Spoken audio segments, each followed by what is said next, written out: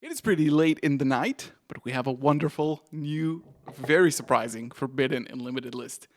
First of all, before the reaction, I just want to say, Konami, you nailed it. You absolutely nailed it. This is how a card game should be run. The spectacle, the show, the suspense, revealing it in a huge event with thousands of people watching. This is exactly the way to run a card game and to do a Forbidden and Limited list. And honestly, this is what we've been waiting for and saying, and this is great. Could have done it a little bit beforehand, but hey, I'm not here to complain. There's a lot to discuss about this ban list. Some disappointment, at least on my end, but a lot of things that I think are really, really great. And we're going to discuss them. There's also some big winners here, big winners who, honestly, like you can type in dodged in the chat because there are some nasty cards here. So first of all, let's start off with the unlimits. We have Blaster, Redox, we have Tempest and Tidal, which was obviously long time coming. We have Luna Light Tiger, which doesn't really matter, but honestly, cool card.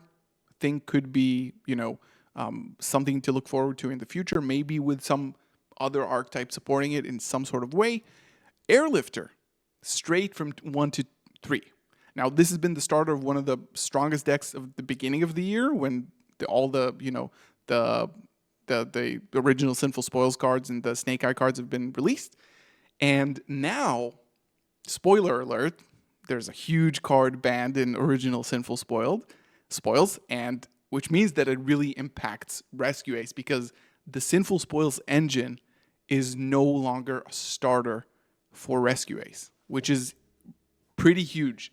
Now Diabellstar is mainly going to be a starter and facilitator for the Azamina stuff rather than the Rescue Ace stuff, or just generic level 1 fires at that. So Airlifter coming back is actually not bad because the deck is not as consistent. It lost all of its power that it got from Diabellstar, essentially. Thunder Dragon Colossus and Ib is fine, and once I saw opening of the Spirit Gates, it was clear that something big was going to happen with Yubel. Did it? Well, we'll talk about that in a second. Semi-limits. Cyberjar. I mean, yeah. Danger Jackalope and Tsuchinoko, very based. I love that. Let dangers cook. Nobody's going to abuse that, I think, for now. We'll have to see. At least Nessie is still limited, I believe. Actually, it's not. It's a 3. Damn, that's crazy. Eva and Performa Pal Monkey Board. I think all of these are definitely fine. Now, we're getting to a point where the limiteds are very interesting, and we see a huge target on one deck specifically, which is Tenpai Dragon.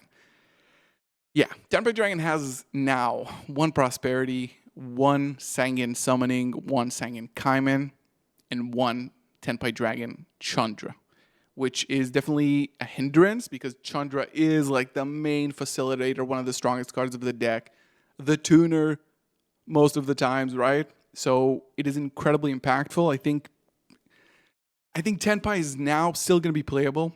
It is still going to... Sangen Kaiman to 1 is huge, right? But in all honesty, you can still access Chandra with Blaster, the Fire Dragon ruler right now. And people in the OCG have also been playing Masked Dragon that can actually crash and has a floating effect when it's destroyed by battle. The special summon a dragon from deck with like 1500 or less attack, something like that. It can summon Chandra, essentially. So you do get more copies back of Chandra specifically. It's not the same thing because you can't synchro right away. You're going to have to go into battle phase, or you're going to have to resolve Blaster and stuff like that. But Sangen Kaiman, Chandra, and the field spell, people might just veer off the deck. Phantom of Yubel, basically, like they did a trade with Yubel, Phantom to 1, but, right? Phantom is strong, definitely strong, but 3 opening, 3 Nightmare Throne, and 3 the Dark Beckoning Beast. And spoilers, an entire full power Fiendsmith engine is nothing to be, sleepy about. It is definitely something serious that we need to take seriously. So I think Phantom of Yubel at 1 is definitely really, really good. It's a really good hit versus Yubel, but I'm not really sure they have to like bring out opening to 3 right away. I think that might be a little bit of a hasty move on Konami's side. I'm not really sure, to be honest, because on one hand, Phantom is not only an endboard piece, it's a combo piece.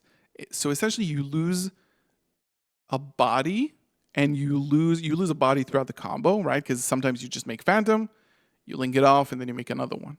And you also lose the recurrence side of the deck. Like once one is gone, you could bring it back, but it's going to be a lot harder to recycle that.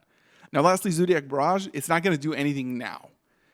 But I think they're preparing for Trident, not Broadbull, probably. Borbo, Broadbull.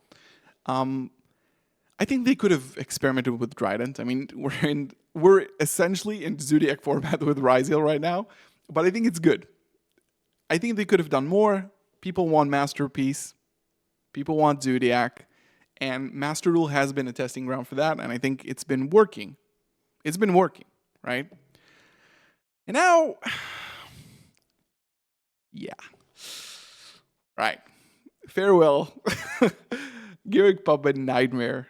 Yeah, I mean, I don't... Okay, so hear me out. Let me finish the sentence before anything, okay? Branded Expulsion is banned, right? Brand Fusion is 1. Are you so attached to Albion the Sanctifier Dragon that you're not willing to ban it?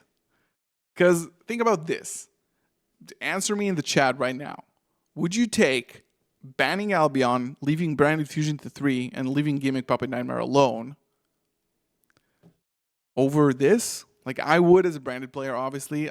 We don't care about Sanctifier. It doesn't need to be in the game, but it seems like they want to keep it. They want to keep it. And they have like some sort of strategy for branded that they're going to phase it out. I'm happy that branded opening didn't get limited, to be honest, because I was kind of scared that it will happen. And then Jaugen as well. Jaugen is actually a preemptive hit, believe it or not. So Jaugen is actually a preemptive hit because in Supreme Darkness, there's a new Link monster that can actually, utilizing cards like Cherubini, can bring Jaugen back from the graveyard on the opponent's turn. So it's sort of like a semi-branded hit, semi-preemptive hit to a Bow, a coup, which is going to be released in Supreme Darkness. Now the big one is Original Sinful Spoil, Snake Eye, which essentially means that Snake Eye isn't dead, but it kind of is. Like, the Deception combo is much weaker. The Bellstar is not a starter anymore. The Azamina cards are not starters anymore. You actually have to get to Bonfire 1-for-1, and now like you have Snake Eye Ash and Poplar limited. So the entire Sinful Spoils engine does not connect to Snake Eye anymore, unless I'm wrong. But I think it doesn't. Like, this is the original Sinful Spoils of Snake Eyes, so it connects via the lore, but also via the effect to Snake Eyes, right? So the Abustar cannot start combos anymore with level 1 fires anymore, which I personally... Okay, I'm actually happy about that because they have left the Bellstar and Azamina engine intact completely. You have 3 Bellstar, 3 Wanted, 3 Deception. You can play Azamina with White Forest when that comes out next set, but you can't use it in Snake Eye anymore. So they just kill Snake Eye and leave all your expensive cards alone, which I think is perfect. I think it's actually perfect. Now we can get more Sinful Spoils cards and use them with 3D Bellstar and Wanted, which is an incredible card. You can use the Azamina engine with like 10 cards in the main. Azamina engine. Get an Omni Negate for that. Why not? And essentially what they did is took out the 3 best decks from the last format, which was Tenpai Dragon. They took out Snake Eyes, and they took out Yubel. And they pretty much took them out to pasture and gave way to a new wave of decks. Now, 2 big things that I want to talk about here. One is Kashtira, and the second is Fiendsmith, which I think is definitely going to be like, Fiendsmith Ryziel, Kashtira, Ryziel, Kashtira cards in general, those are going to be incredible. I think that not touching Kashtira at all, I was betting on Fenrir to get banned. I was betting on Fenrir to get 100% banned. But hey, I think that was a mistake. I think Kashtira cards are way too strong. That might happen next format, to be honest. It probably will. I thought it was going to happen now because the cards are like very old. And then the Fiendsmith cards, we just saw them. We just finished watching the YTS with Fiendsmith Ryziel. And the power of these cards is basically you take a card game and you make it so that there's no resource loss at all. You just recycle everything every single turn. I don't kill you right now, that's fine. I have the next turn. So even though I want people to have fun with it, and Rage of the Abyss is really new, so like Cream of the Scarlet Tears, but I think even banning Moon would have been a little bit better. I don't know. Banning Moon, maybe semi-limiting Fiendsmith and Engraver, just a touch to hit it. So I think Kashtira and Fiendsmith are huge winners. Bonfire not getting hit. Ryziel is a huge winner. Shifter, Dimensional Barrier, all legal. So Malice is still really good. Overall, solid Banlist. Very disappointing that the Forbidden section is kind of disappointing. But to be honest, like, it's a long time coming. We need to move on. There's going to be, honestly, like a final branded video this week coming up on the channel. So I hope you enjoyed that. Thank you so much for watching. A little bit of a longer discussion. 3:30 a.m. Have a good night. Have a good rest of your day. And I'll see you in the next one. Peace.